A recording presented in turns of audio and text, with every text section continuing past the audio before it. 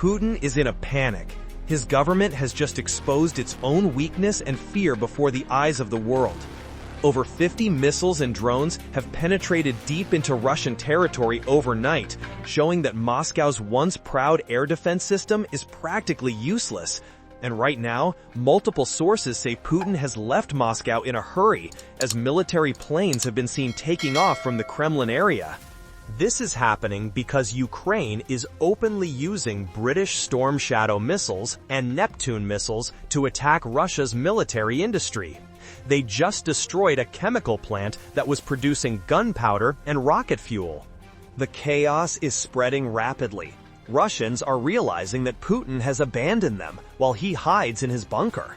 Some Russians are even calling on Ukraine to target the Kremlin itself as its next target. Check out this. Guys, the Kremlin isn't here. You have the wrong coordinates. You should attack the Kremlin. Go do it yourself. I don't care. Cars just stand there. Cars are just hell. Something hit here really hard. These are all our clinics. All the clinics. The pediatrics. The guy is climbing up, and a lot of people are coming out. I heard 4 bangs. People say I heard 2. People say 4. Everything in here blew up. Putin is certainly not happy that the Russian people are witnessing the Ukrainian attack and are starting to blame him. The Russian people are slowly realizing the truth about this war, and Putin is starting to get scared. The shameful escape from Moscow. But that's not even the most embarrassing part. Shortly after that Russian message, Ukraine decided to listen, and they sent a small group of drones towards Moscow.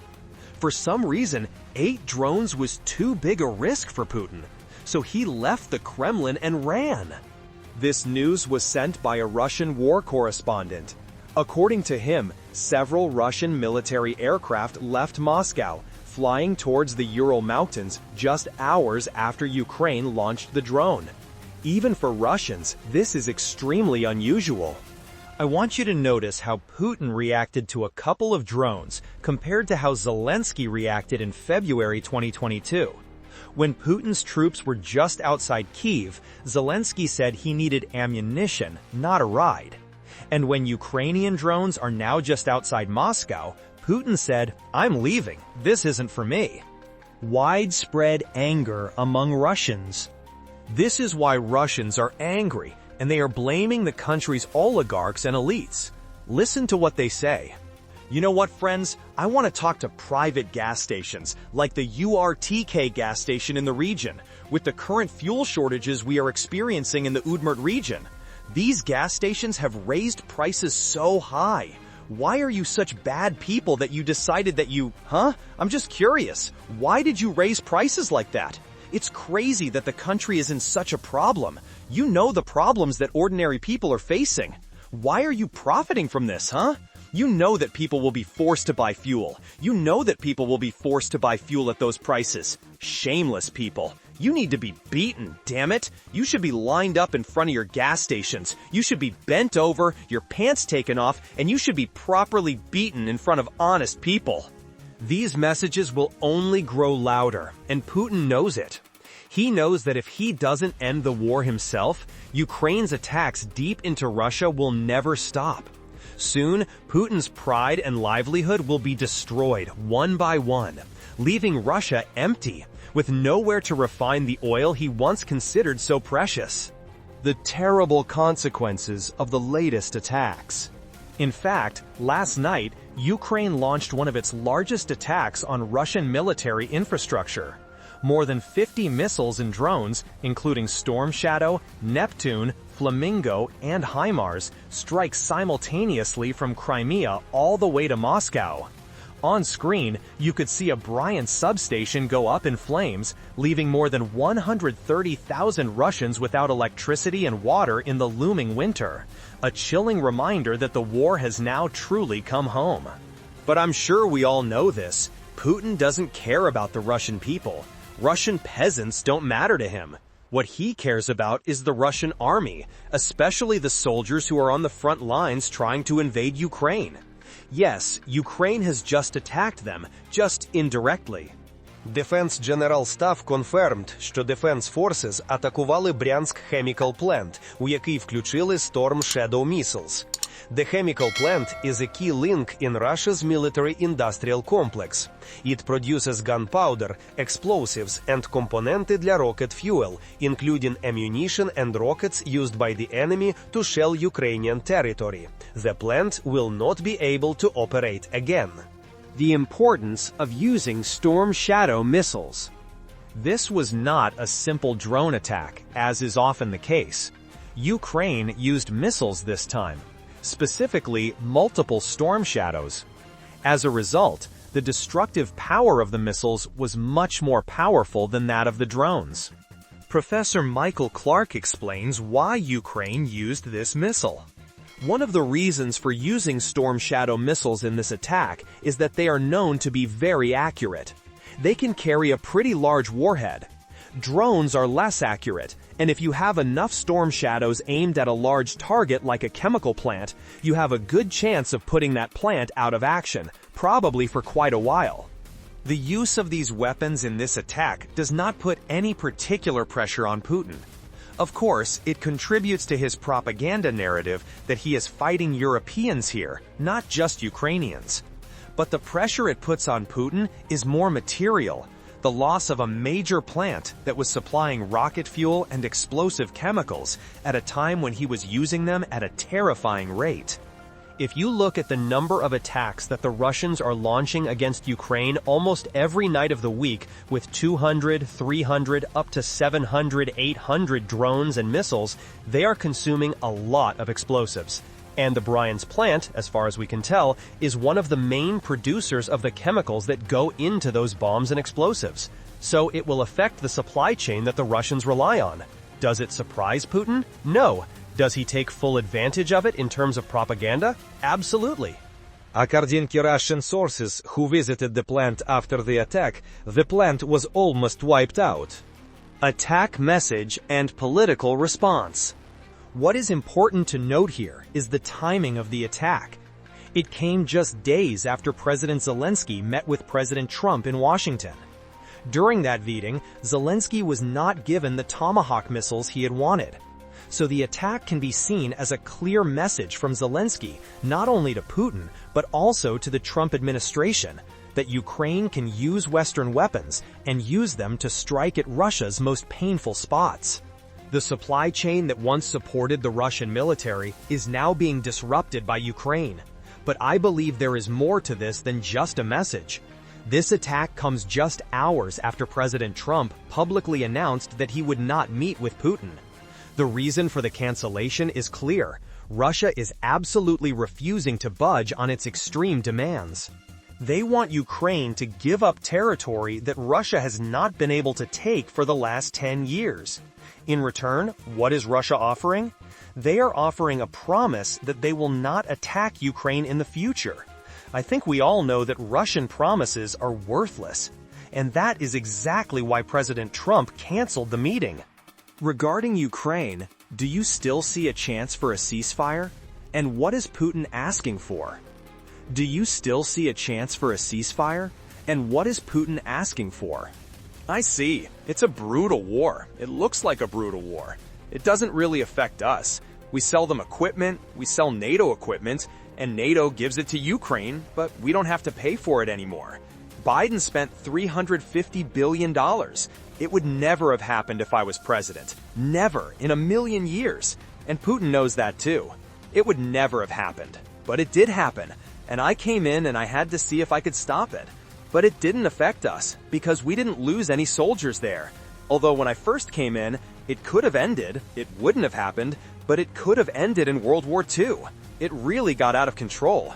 So now they're shooting and killing people, and I think Putin wants it to end, and I think Zelensky wants it to end, and I think it will end. Putin's calculations and the Russian media's stance. Now let's look at the other front to understand better. Why is Putin still so determined to not end this bloody war, especially when his oil refineries are being destroyed one by one and the economy is on the brink of collapse? Because in his mind, Russia's wartime economy, however depleted, could outlast Western aid to Ukraine. He was betting that Ukraine's Western allies, including the United States, would tire and give up before Russia's economy completely collapsed. We can see that just by watching Russian state-controlled television and media. It is important to remember that the entire Kremlin media system takes its instructions directly from the Kremlin, sometimes even directly from Putin. So by listening to them, we can almost guess exactly what Putin is thinking. So for now, it looks like the Budapest summit is being postponed. Donald Trump says he doesn't want a wasted meeting. The US president has called for a freeze on the current front lines in Ukraine.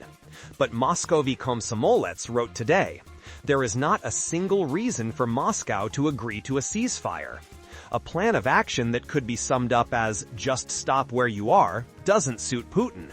Moscow doesn't want to give the Zelensky regime any respite and has no plans to make any unilateral concessions. This approach is the complete opposite of what Donald Trump actually wanted and expected. The author accuses Donald Trump of being intellectually lazy, impatient, and unwilling to delve into complex, complicated issues. Part of the reason is that he does not want to distance himself too radically from the pro-Zelensky group in the American and European political elite. This is where Trump's new style of political courtship, which is tied to the idea of an immediate ceasefire in Ukraine, comes into play. The US president has been patiently waiting for a simple way out, but has been frustrated by the people around him who have repeatedly refused to meet that desire. How Russia's calculations changed. Suddenly, America is no longer popular in the Russian press. Komsomolskaya Pravda ran this story. The US is secretly sending us Ukrainian drones.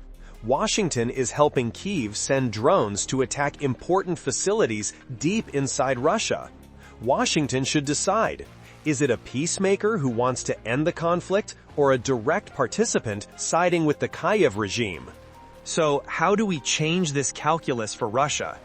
Basically, we send a message to Putin and Russia, not with words, but with actions, that if Russia continues this war, the cost will be too high, and it is something that Putin cannot afford. The risk of escalation is clear, and this is the moment I want to remind everyone. Ukraine is now calling for a ceasefire. The United States is calling for a ceasefire. Western countries are calling for a ceasefire. None of them are asking Russia to withdraw its troops or to impose any other heavy conditions. They are just saying, let's stop firing, and together we will find a truly lasting peace. But that is exactly what Putin absolutely does not want to do. He just wants to continue to push this war further. So the person who is pushing the world to the brink of escalation is none other than Putin, not the West. And the only way to stop him is to show strength. When the tomahawks were put on the table, he was ready to negotiate. As soon as President Trump publicly said he would not provide tomahawks to Ukraine, Putin suddenly upped the ante and returned to what Russia had been asking for all along. That is why, if we want to end this war, we must make sure Putin feels the pain of continuing it. Conclusion of former NATO Secretary General. This is exactly the message the former NATO Secretary General is explaining. And the only way to end the war in Ukraine is to convince President Putin that he cannot win on the battlefield. I don't think we can change Putin's mind. His goal is to control Ukraine. But I think we can change Putin's calculus so that he realizes that the price he has to pay to control Ukraine is too high. And the only way to do that is to provide military assistance to Ukraine. Because what happens around the negotiating table is very much tied to what happens on the battlefield. As I record this, the NATO Secretary General is in Washington meeting with President Trump. I will continue to update you on that meeting. On the war map, the line between offense and defense is blurring. Russia's moves are still largely unknown, while Ukraine, exhausted as it is, seems to be preparing for something bigger than the world has ever seen. Reports from the front suggest a brutal winter may be coming. No one knows exactly who is controlling the battle, only that all sides are calculating in silence. Behind the diplomatic statements are secret moves, plans that have never been made public. And with each passing day, the world moves closer to a new dangerous threshold. Is this just the lull before the storm, or the beginning of an unprecedented escalation since World War II? The answer, perhaps, will soon be revealed. We will continue to monitor and update the latest developments. Don't forget to subscribe to the channel, because sometimes just one news you missed today can be the turning point of the whole war tomorrow.